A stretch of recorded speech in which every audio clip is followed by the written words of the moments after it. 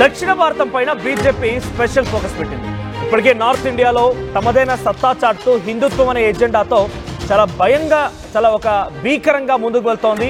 ఏ ఎన్నికలు చూసినా కూడా ప్రతిపక్షాలకు భయం పుట్టిస్తూ తమదైన సత్తా చాటుతోంది బీజేపీ. కానీ దక్షిణాది రాష్ట్రాల్లో తమిళనాడు, కేరళ, ఆంధ్రప్రదేశ్, తెలంగాణ రాష్ట్రాల్లో మాత్రం కొంత బీజేపీ అనుకున్న స్థాయి లక్ష్యాన్ని సాధించలేకపోతోంది.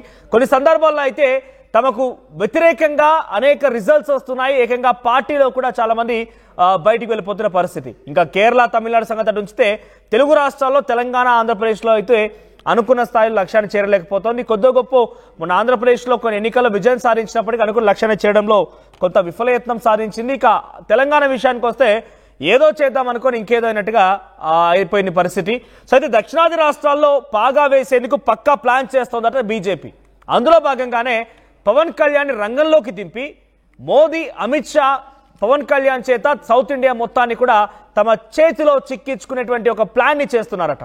హైందవ ధర్మ పరిరక్షణ పేరుతో పవన్ కళ్యాణ్ టూర్ ప్లాన్ చేయబోతున్నారట. ఏపీ, తమిళనాడు, కేరళ రాష్ట్రాల్లో బీజేపీ బలపడేలా ఈ టూర్ తో స్కెచ్ వేయబోతున్నారట. ద్రవిడ సంస్కృతిని ఎదుర్కొనేలా పవన్ ని ముందు పెట్టి రాజకీయం చేయాలని మోదీ, అమిత్ షా ప్లాన్ చేస్తున్నారు. ఇక ఇప్పటికే సనాతన ధర్మం ఫార్ములాతో పవన్ కళ్యాణ్ సక్సెస్ కూడా అయినట్టుగా వారు భావించి, ఆయన సక్సెస్ అయ్యారా లేదనేది ప్రజలు నిర్ణయించాలి. కానీ బీజేపీ పార్టీ ఆయన సక్సెస్ అయ్యారని భావించి ఆయన చేత ఒక టూర్ ప్లాన్ చేయించి ఆ టూర్ ఆధారితంగా సౌత్ ఇండియాని మొత్తం కూడా తమ చేజిక్కించుకునేటువంటి ప్రయత్నం బీజేపీ చేయబోతుందట. ఒకసారి మాట్లాడదాం. మనతో పాటుగా ప్రతినిధి సీనియర్ జర్నలిస్ట్ కృష్ణమోహన్ అందుబాటులో ఉన్నారు.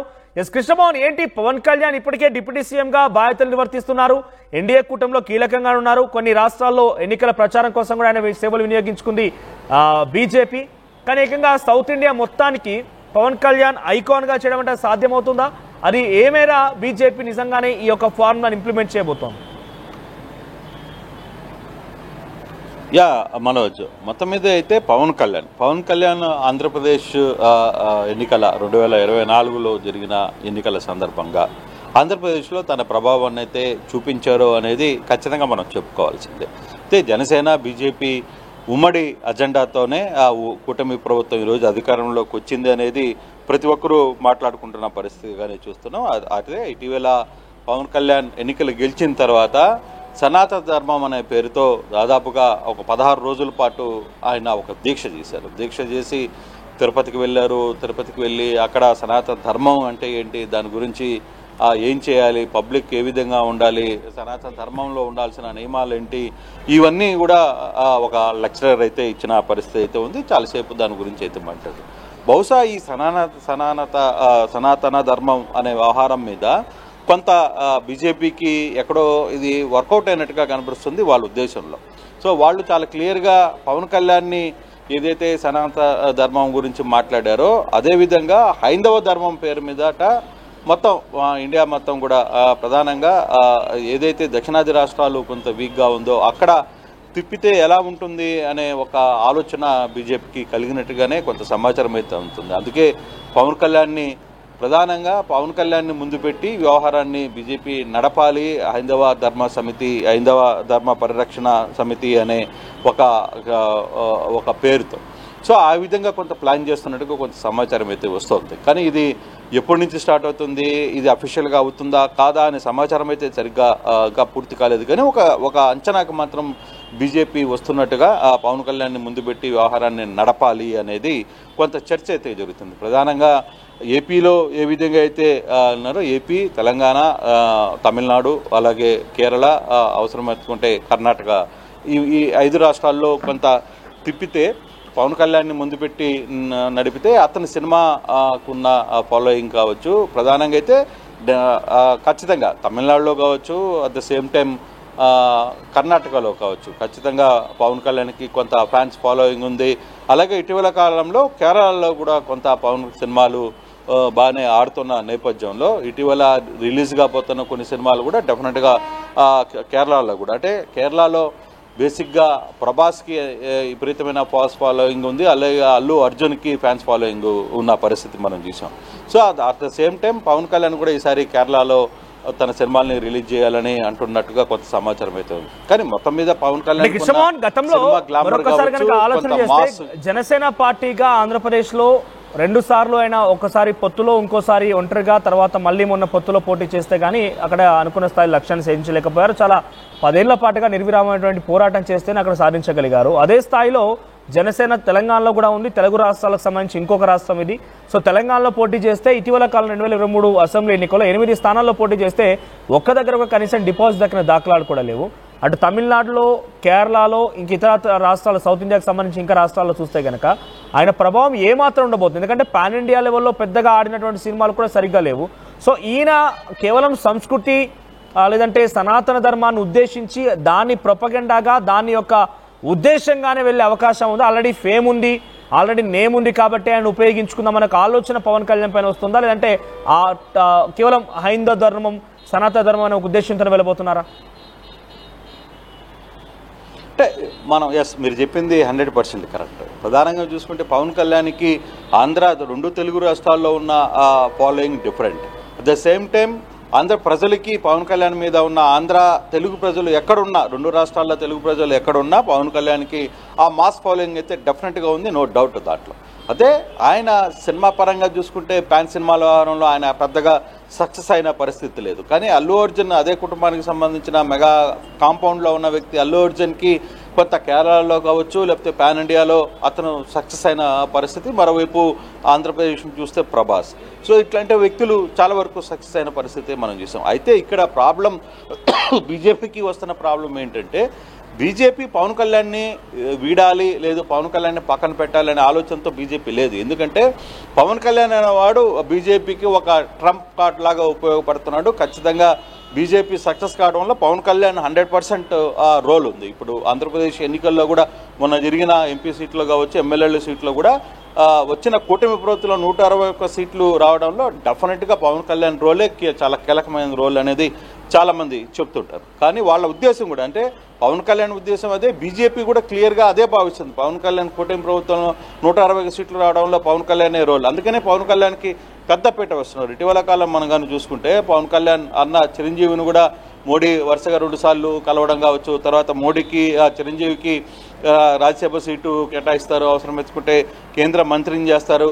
చాలా ఊహాగానాలు అయితే కొంత బీజేపీలో జరుగుతూ ఉన్న పరిస్థితి. అయితే ఇక్కడ తమిళనాడు కానీ చూసుకుంటే అక్కడ ద్రవిడ దాన్ని ద్రవిడ కమ్యూనిటీని దాన్ని తట్టుకోవడానికి ఖచ్చితంగా సనాతన ధర్మం లేదా హైందవ ధర్మాన్ని ముందుకు తీసుకువెళ్ళాలి అనేది. అయితే ఇక్కడ ప్రస్తుతానికి మనకు అర్థమవుతున్న సనాతన ధర్మం ఏదైతే ఆయన 15 రోజుల పాటు దీక్ష చేశాడో ఒక ఆంధ్రాలో చేశారో అది నిజంగానే సక్సెస్ అయిందా, నిజంగానే ఆ ఆహారంలో ఏ విధంగా ముందుకు వెళ్తుంది, ఆంధ్ర ప్రజలు దాన్ని యాక్సెప్ట్ చేశారా అనేది చూడాలి. అది ఎంతవరకు వర్కౌట్ అయింది అనే విషయం మీద డెఫినెట్గా ఆ విషయంలో బీజేపీ ఒక రకంగా ఆలోచిస్తుంది. బీజేపీ ఆలోచించేది ఏంటి, ఇది బాగా వర్కౌట్ అయింది కాబట్టి మేము హైందవ ధర్మ పరిరక్షణ కమిటీ పేరు మీద ఆ నేపథ్యంలో పవన్ కళ్యాణ్ కొంచెం ముందుకు తిప్పుతామనేది. నిజంగా పవన్ కళ్యాణ్ గతంలో అంటే 2019 ఎన్నికల సమయంలో కూడా ఆయన మాట్లాడిన బీజేపీ మీద ఆయన చేసిన విమర్శలు కావచ్చు, ఆయన మాట్లాడిన వివిధ సందర్భాలు కావచ్చు, తనకు కులం లేదు, మతం లేదు, తర్వాత తాను వేరే కులానికి సంబంధించిన వ్యక్తులను నేను క్రిస్టియన్స్ చదువుతాను, నా పిల్లలు క్రిస్టియన్ బుక్స్ చదువుతారు, ఇట్లా చాలా వివిధ కోణాల్లో వివిధ రకాలుగా మాట్లాడిన సందర్భాలు పవన్ కళ్యాణ్ని మనం మర్చిపోకూడదు. సో అటువంటి సందర్భంలో ఇప్పుడు కొత్తగా సనాతన ధర్మం తీసుకొని వస్తాను, నేను హైందవ ధర్మం మీద నేను ముందుకు వెళ్తాను అని చెప్పి ఆయన మళ్ళీ ఆ కార్డుని యూటర్న్ చేసుకుని మళ్ళీ ఒక లైన్ మీదకి వచ్చినందు వల్ల పబ్లిక్ కొంత ఎంతవరకు రిసీవ్ చేసుకుంటారో కూడా మనం చూడాలి మనోజ్. అయితే ఇప్పుడు బీజేపీకి ప్రధానంగా ఒక ట్రంప్ కార్డు కావాలి. సో ఆ యాంగిల్లో బీజేపీకి ట్రంప్ కార్డు ఇచ్చే వ్యవహారంలో పవన్ కళ్యాణ్ డెఫినెట్గా ఉపయోగపడతాడు. అతనికి ఆంధ్ర 2 తెలుగు రాష్ట్రాల్లో కొంత ఫాలోయింగ్ కావచ్చు, లేకపోతే అతనుకున్న మాస్ క్యాపబిలిటీ కావచ్చు. రెండవది తమిళనాడులో ఆంధ్ర పీపుల్కి కావచ్చు, తమిళనాడులో కొంత పవన్ కళ్యాణ్ ఇష్టపడే వాళ్ళు ఉన్నారు. ఇప్పుడు కేరళ అలాగే కర్ణాటకలో కూడా పవన్ కళ్యాణ్ అంటే ఇష్టపడే వాళ్ళు చాలామంది ఉన్న నేపథ్యం, కన్నడిగులు కూడా. అయితే ఈ 3 రాష్ట్రాల్లో బీజేపీ తిరిగి బాగా వెయ్యాలి అనేది బలంగా చూస్తోంది. ప్రధానంగా వాళ్ళకి తెలంగాణ మీద గట్టిగా ఫోకస్ చేస్తున్నారు. ఎందుకంటే రాబోయే రోజుల్లో ఎలక్షన్స్ కర్ణాటక మీద ఫోకస్ చేస్తున్న పరిస్థితి, తమిళనాడు మీద ఫోకస్ చేస్తున్న పరిస్థితి. కాబట్టి ఈ 3 రాష్ట్రాల్లో కేరళ మీద, సో ఈ 4 రాష్ట్రాలకు సంబంధించిన వ్యవహారంలో పవన్ కళ్యాణ్ని ఎంతవరకు మనం వాడుకోగలం. అయితే ఈ వాడుకునే నేపథ్యంలో ఎక్కడో ఒక దగ్గర ఒక కార్డు వాడాలి, ఏదో ఒక ట్రంప్ కార్డు వాడాలి. ఆ కార్డుని వాడే నేపథ్యంలోనే హైందవ ధర్మ పరిరక్షణ అనే ఒక పేరు మీద పవన్ కళ్యాణ్ని వాడాలనే ఒక ప్రయత్నం బీజేపీ ఆలోచిస్తుందో అనేది. కానీ ఇప్పటి వరకు ఈ సందర్భంగా ఈ వ్యవహారంలో ఇది నిజంగానే జరుగుతుంది, లేదు ఈ విధంగా రూట్ మ్యాప్ రెడీ చేస్తున్నాం, లేదు ఈ విధంగా ముందుకు వెళ్తారా అనే అఫీషియల్ అనౌన్స్మెంట్ ఎక్కడా లేదు. కాకపోతే కొంత ఇంటర్నల్గా కొంతమంది మాట్లాడుకుంటున్న సబ్జెక్ట్ తప్పితే దీని మీద పూర్తి స్థాయిగా డీటెయిల్స్ లేవు, పూర్తి స్థాయిగా వ్యవహారం. ఇది కొంత చర్చ అయితే జరుగుతున్న పరిస్థితి. చూడాలి అంటే ఈ వ్యవహారం మీద మనం ఎంతవరకు దీంట్లో పవన్ కళ్యాణ్ ముందుకు వెళ్తారు, లేదు పవన్ కళ్యాణ్ ఆంధ్రప్రదేశ్కి పరిమితం అవుతారు. ఇప్పుడు ఆంధ్రప్రదేశ్లో కూడా కొంత చర్చ జరుగుతోంది. డిప్యూటీ సీఎం ఇంకో లోకేష్కి కావాలని ఒక చర్చ జరుగుతుంది. తెలుగుదేశం పవన్ కళ్యాణ్ జనసేన మధ్యలో కింద స్థాయి గ్రౌండ్లో ఎక్కడ ఇంకా సెట్ కాల, నాయకుల మధ్య సయోధ్య ఉంది. పవన్ కళ్యాణ్ కంటే చంద్రబాబుకి అంత గౌరవం ఉంది. At the same time Pawan Kalyan కూడా చంద్రబాబు అంటే లోకేష్ అంటే అదే గౌరవం చూపిస్తున్నారు.